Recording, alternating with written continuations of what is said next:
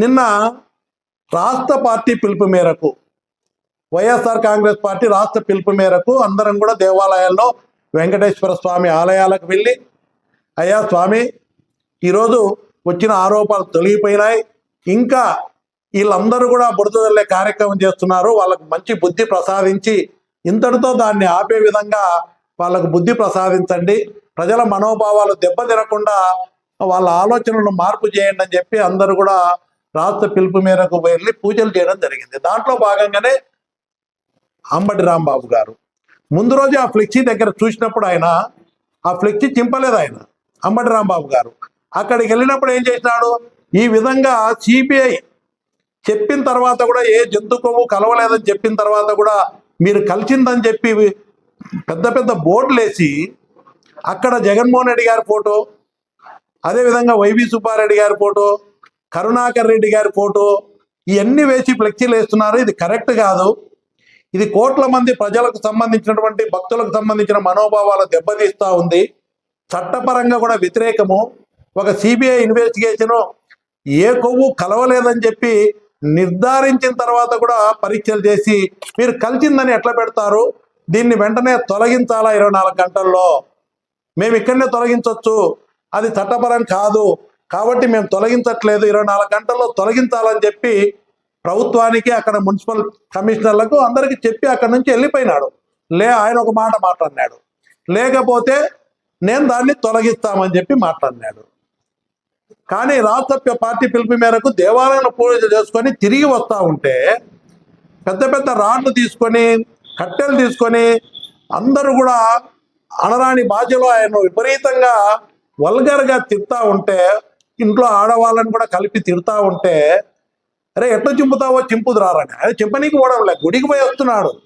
గుడికి పోయి వస్తుంటే ఉద్దేశపూర్వకంగా కావాలని పని కట్టుకొని అంబటి రాంబాబు మీద దాడి చేయాలా, హత్యా ప్రయత్నం చేయాలని చెప్పి ప్రయత్నం చేసి అక్కడ కారులో అద్దాలు పగలగొడుతూ వల్గర్గా ఆయన తిడతా ఉన్న సందర్భంలో ఆయన కూడా చెప్పినాడు, వాళ్ళు తిడతా ఉంటే నేను తిట్టాను, నేను వాళ్ళని తిట్టాలనే ఉద్దేశంతో మాట్లాడినా, చంద్రబాబు నాయుడు గారిని అనాలనే ఉద్దేశం నాకేమాత్రం లేదు. పొరపాటున దాంట్లో నేను ఆ చంద్రబాబు నాయుడు పేరును కూడా తీసుకోవడం జరిగింది, అది తప్పే, నాకు ఆ ఉద్దేశం లేదు ఆయన అనాలని. నన్ను నా ఇంట్లో వాళ్ళని కూడా వల్గర్గా అందరూ తిడతా ఉంటే వాళ్ళని ఉద్దేశించి మాట్లాడే సందర్భంలో చంద్రబాబు నాయుడు పేరు వచ్చిందని చెప్పి ఆయన పత్రికాముఖంగా కూడా తెలియజేయడం జరిగింది. తెలియజేసిన తర్వాత ఒకవేళ మీకు ప్రభుత్వానికి ఏదైనా ఉంటే చట్టపరమైన, ఇంకా రాంబాబు చేసిన తప్పు, అంబటి రాంబాబు చేసినట్టు మాట్లాడిన దాంట్లో ఇంకా తప్పు అనిపిస్తే, అదేవిధంగా అంబటి రాంబాబును కూడా ఎంతోమంది అంతకంటే చాలా వల్గర్గా తిట్టే దాంట్లో కూడా ఎవరెవరు తప్పు చేసినా అందరిపై ఏదో చట్టపరమైన చర్యలు తీసుకోవచ్చు. అలా కాకుండా రాంబాబు గారు నేను చంద్రబాబు నాయుడు అనే ఉద్దేశమే లేదు, నేను అనడం కూడా అనిండకూడదు, దాంట్లో పొరపాటున నా నోట్లో నుంచి మాట వచ్చింది, ఇంకా మిగతా వాళ్ళని కూడా అనిండకూడదు, వాళ్ళు తిడతా ఉంటే నేను తట్టుకోలేక నేను కూడా ఆ స్పర్ ఆఫ్ ది మూమెంట్లో అట్లా వచ్చిందని చెప్పి చంద్రబాబు నాయుడు గారిని అనే ఉద్దేశమే లేదు, అది పొరపాటే తప్పే అని చెప్పి ఆయన చెప్పినాడు. చెప్పిన తర్వాత పని కట్టుకొని మళ్ళీ ఇంటి మీద దాడి, ఆఫీస్ మీద దాడి, ఇంట్లో అందరూ ఉన్నా కూడా మొత్తం ధ్వంసం చేసి, ఎక్కడ చూస్తే చాలా ఘోరంగా ఆటవికంగా ఎంత దారుణంగా ఎప్పుడు మనం చూసినాం ఇలాంటి దాడులు. ఫ్యాక్ట్ అండ్ రాజకీయాల్లో కూడా ఎంత దారుణంగా ఎప్పుడు మనం చూసినాం. ఇంట్లో ఉండగా 100 మంది పోయి ఒక ఎమ్మెల్యే భర్త సమక్షంలో పోలీసుల సమక్షంలో ఇంత దారుణంగా, ఇంత దౌర్జన్యంగా అరాచకం చేస్తూ ఉంటే పోలీసులు కళ్ళ పెగిచి చూస్తూ ఉన్నారు.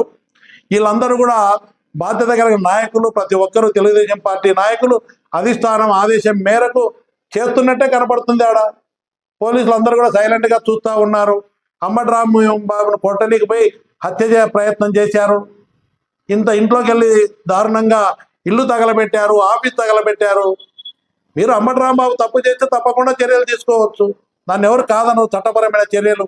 కానీ ఏం చేసినా పర్వాలే, అంబటి రాంబాబును చంపే హత్యాయత్నం చేయడము, దారుణంగా ఇల్లు అంతా ధ్వంసం చేసి 100 మంది ఇళ్లలో తరబడి, ఇంట్లో మహిళలు ఉన్నారు, ప్రతి ఒక్కరికి మనకు ఆడవాళ్ళు ఉన్నారు.